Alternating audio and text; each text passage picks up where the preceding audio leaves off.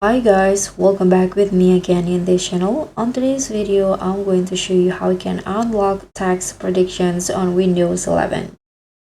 So if you're tired of typing every single word, the Windows 11 actually could predict what you want to say next.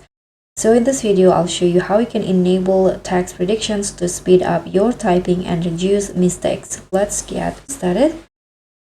So first you can open settings by pressing Windows plus I on your keyboard and then go to the devices, or you can also just go straightly in here on the search bar and click on typing and go to the typing settings. And here to enable the text prediction, you can just find the options. This one, show text suggestion when typing on the physical keyboard.